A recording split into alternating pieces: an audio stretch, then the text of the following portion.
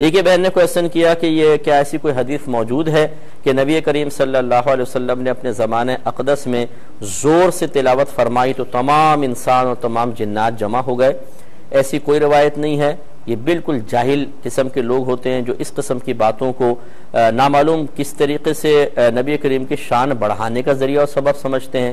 کیا وہ یہ نہیں جانتے کہ سرکار صلی اللہ علیہ وسلم نے نمازوں میں جہری طور پہ قرات بھی فرمائی ہے؟ فجر میں ہے، مغرب میں ہے، عشاء میں ہے، جمعے میں ہے، عیدین میں ہے، تو اس میں بلند آواز سے قرات ہوتی ہے۔ تو کیا ہر دفعہ ایسی ہوتا رہا کہ جنات آ گئے اور انسان آ گئے؟ اگر نہیں ہوا تو کیوں نہیں ہوا؟ اس ایک ٹائم میں کیوں ہوا تھا؟ تو یہ اس طرح کی جو باتیں ہیں یہ بے سروپا ہیں۔ جیسے بعض جاہل یہ کہتے ہیں کہ جی نبی کریم صلی اللہ علیہ وسلم نے کبھی اپنی زندگی میں اذان نہیں دی۔ اگر سرکار اذان دیتے وہ اس لیے نہیں دی کہ جب سرکار فرماتے حی علی الصلاۃ حی علی الفلاح، آؤ نماز کی طرف، آؤ بھلائی کی طرف، تو سارے کے سارے جن اور انسان اور پہاڑ اور درخت آپ کا حکم ماننے کے لیے چل پڑتے اور دنیا تباہ ہو جاتی۔ یہ خرافات ہیں جو اپنے پاس سے بنائی ہوئی ہیں۔ خود فتاوی رضویہ میں اعلیٰ حضرت امام اہل سنت نے لکھا ہے کہ سرکار صلی اللہ علیہ وسلم نے دوران سفر ایک مرتبہ اذان دی ہے، تو کچھ بھی نہیں ہے۔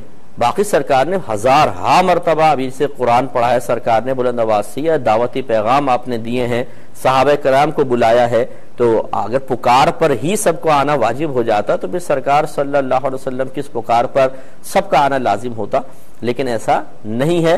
تو یہ بالکل غلط چیز ہے۔ اور پھر یہ کہ دیکھیں، اس سے آپ غور کریں، اگر سرکار اذان دیتے ان کے کہنے کے مطابق حی علی الصلاۃ، آؤ نماز کی طرف، حی علی الفلاح، بھلائی کی طرف، تو یہ نماز کا مکلف کون ہے؟ انسان ہیں، جنات ہیں، بس۔ تو یہ درخت کیوں آ جاتے، پہاڑ کیوں آ جاتے بھائی؟ جب وہ مکلف ہی نہیں ہے تو کیوں آتے اس دعوت کے اوپر؟ تو یہ عقلی لحاظ سے بھی دیکھا جائے تو بالکل یہ مطلب بے سروپا سی باتیں ہیں، اور نقلی لحاظ سے بھی اس کا کوئی ثبوت نہیں ہے۔ ایسے افراد اچھی طرح یاد رکھیں کہ اگر آپ یہ سمجھتے ہیں کہ ان چیزوں سے ہم سرکار کی شان بڑھا رہے ہیں، تو میں آپ کو یہ ایک وعید سنا دیتا ہوں کہ میرے آقا صلی اللہ علیہ وسلم ایسے لوگوں سے شدید ترین بیزار ہیں۔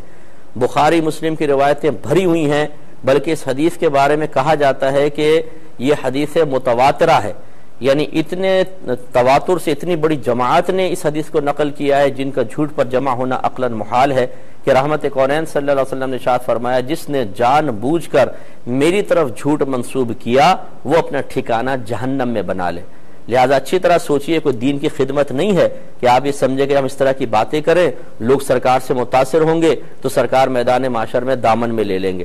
سرکار ایسے لوگوں سے شدید کراہت اور نفرت فرماتے ہیں جو اس طرح کی جھوٹی باتیں کر کے اس کو دین کا حصہ بنا کر لوگوں میں عام کرنے کی کوشش کرتے ہیں۔